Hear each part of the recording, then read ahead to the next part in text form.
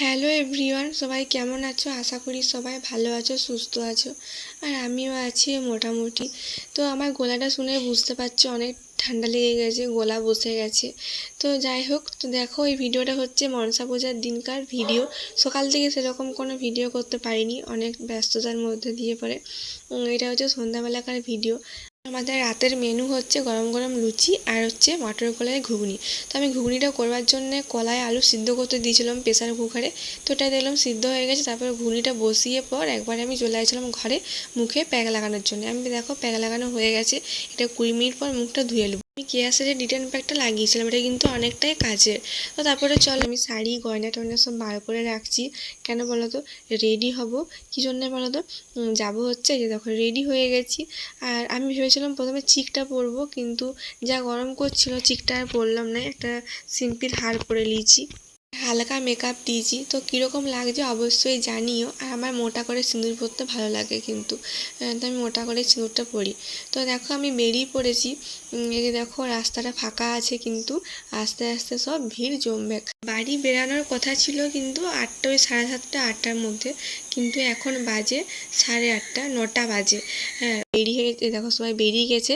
আর এখানটা আমাদের ছবি তোলার জন্য করেছে, সবাই সেলফি করবে, ছবি তুলবে, ওই জন্য আর কি করা হয়েছে। আর এই যে দেখো কত বাজি ফুটানো হচ্ছে, দেখতে পাচ্ছ? রাস্তায় সবাই দাঁড়িয়ে আছে আর বাজি ফোটাচ্ছে। আমার শ্বশুর ঘরেও কিন্তু 2 বস্তা বাজি আনা হয়েছে, ফুটানো হয়েছে। এই যে দেখো সবাই আস্তে আস্তে ভিড় জমাচ্ছে, অনেক ভিড় হয়ে গেছে, সবাই বেরিয়ে পড়েছে। আর এদিকে ভ্যান পার্টিও কিন্তু চলে আইছে। তো আমি ঘরে রেডি হচ্ছিলাম, রেডি হয়ে চলে আইছিলাম। তারপরে একটু দরকারে ছিল, গিয়েছিলাম।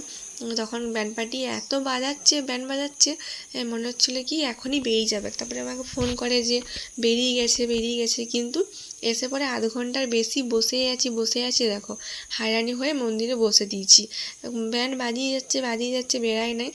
তারপরে 1 ঘন্টা 1.5 ঘন্টা পর বেরিয়ে যায়, যে দেখো বেরিয়ে গেছি সবাই মিলে। আমরা হেঁটে হেঁটে যাচ্ছিলাম। আমি প্রত্যেক বছর নাচ করি, কিন্তু এবছর আর নাচ করতে মন যাচ্ছিল না। আর পিছনের সময় নাচ করতে করতে আসছিল। একদিকে ছেলেরা নাচ করে আর একদিকে মেয়েরা নাচ করে। আর যে দেখো রাস্তায় যেতে যেতেও কিন্তু বাজি ফোটাচ্ছে। আমার ভয় লাগছিল, এই যে বাজি ফোটানোর পর যে আগুনের গোলাগুলো পড়ছিল, ওটা শাড়িতে আরে চলে আসছিল গায়ে। আগুন ধরে গেলে এখন মানে কি বলবো, বিপদের শেষ নাই। বিপদ হতে কিন্তু বেশিক্ষণ সময় লাগে না। আর কোথায় যাচ্ছি তোমাদেরকে তো সেটাই বলা হলো না। তো আমরা যাচ্ছি হচ্ছে মা মনসার বাড়ি আনতে। তোমাদেরকে তো বললাম আগেই যে আমাদের পাড়াতে, মানে আমাদের গ্রামে, গোটা গ্রাম জুড়েই কিন্তু ভাদ্র মাসে মনসা পূজা হয় প্রত্যেক বছর। এই মনসা পূজাটা কিন্তু অনেক বছর আগে থেকে হচ্ছে, অনেক বছর। আমি বাবাকে জিজ্ঞেস করেছিলাম, আর বাবা বলেছিল কি এই মনসা পূজাটা হচ্ছে আমার বাবার বাবা, তার বাবার আমল থেকে। মানে বুঝতে পারছো কত আদি মনসা পূজা, কত আগের। আর তখন একটাই খালি হতো, আমার শ্বশুর ঘর থেকে বাপের ঘর যাওয়ার মানে মাঝখানে একটা পাড়া পড়েছে, ওইখানে কিন্তু একটাই মনসা পূজা হতো, আর কিন্তু হতো না। তারপরে ওই সময়ের সঙ্গে সঙ্গে এখন পুরো গ্রাম জুড়েই কিন্তু প্রত্যেকটা পাড়াতে মনসা পূজা হয়। তো দেখো সবাই কত নাচ করতে করতে যাচ্ছে। আর আমার এবছর একটুও নাচার ইচ্ছা থাকেনি, আসারই ইচ্ছা থাকেনি। তাও পাড়াতে এত বড় করে ধরো হচ্ছে, না এলেও মানে কীরকম লাগছিলো, ঘরটায় একা থাকবো কি, ওই জন্য এসছি। কিন্তু হেঁটে হেঁটেই যাচ্ছি। সবাই দেখো নাচ করতে করতে যাচ্ছে।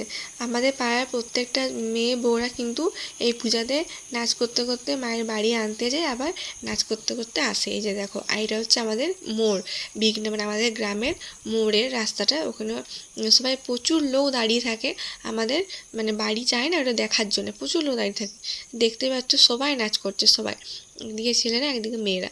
আর আরও অনেক বাড়ি বেরাবে, কারণ প্রত্যেকটা পাড়া থেকেই কিন্তু এভাবেই মায়ের বাড়ি আনতে যাওয়া হয়। এরকমভাবেই টাসা বাজিয়ে, টাসার তালে সবাই নাচ করতে করতে যায় মায়ের বাড়ি আনতে, আবার নাচ করতে করতে আসে। যে দেখো আরেকটা বাড়ি বেরিয়েছে, আমি তোমাদেরকে ভিডিও করে দেখালাম। আর আমি কিন্তু আসা অবধি ওয়েট করিনি, আমি তার আগেই চলে আসছিলাম। কারণ বুনুয়ারা ঘরে ছিল, ওরা এসেছিলো যাওয়ার জন্যে, কিন্তু এত গরম করছিল আর ওরা অনেক টায়ার্ডও ছিল, দাঁড়িয়ে দাঁড়িয়ে টায়ার্ড হয়ে গেছিলো, ওই জন্য নাকি ওটা যায় না, ঘরেই ছিল। তারপরে দেখো আমার জন্য ওয়েট করছিল। আমি ওই 10:30 11টার সময় এসেছিলাম, এসে পরে বুনোদিকে খেতে দিই। ও ওরা বলছিলো খাবো না, ঘর চলে যাবো। আমি বললাম সে অতক্ষণ বসলি, আবার এসছিস আমার ঘর, আবার ঘর যাবি, ঘরে গিয়ে আবার ধর অনেকটা রাতও হয়ে গেছে, ওই জন্য ওদিকে খাইয়ে পরে পাঠালাম। আমি যেরকম পারবি যা পারবি খা, তারপরে যা যেয়ে পরে ঘুমিয়ে দিবি। কারণ কীরকম একটা লাগে না, দিদি ঘরে এসছে, তা আবার আমার পাড়াতে ধরো মনসা পূজা না খেয়ে গেলে কীরকম একটা লাগে। তো ওরা বললো মুড়ি খাবো, এই দেখো মুড়ি দিয়েছে, আর আমিও ওদের সঙ্গেই খাবো, ওই জন্য আমিও বসে পড়েছি। আমিও অনেক ক্লান্ত হয়ে গেছিলাম, আমি নাচ করিনি, তা অনেক টায়ার্ড হয়ে গেছিলাম, ভালো লাগছিল না কিছু। এই দেখো বসে আছি, এখন বুনুয়ারা খাচ্ছে, আমি ওদের সঙ্গে খাবো। বুনুয়ারা খাওয়া দাওয়া করেই কিন্তু ঘর চলে যাবে, কারণ আমি বললাম থেকে যায় আজকে রাতটা, বলছে কিনা থাকবো না, ঘর চলে যাবো। আর আমি ওরা একা একা খাচ্ছিলো, আমি বলছিলাম আমাকে দে, একা একা খেয়ে নিবি কি, ওই একটু বসে বসে গল্প করছিলাম।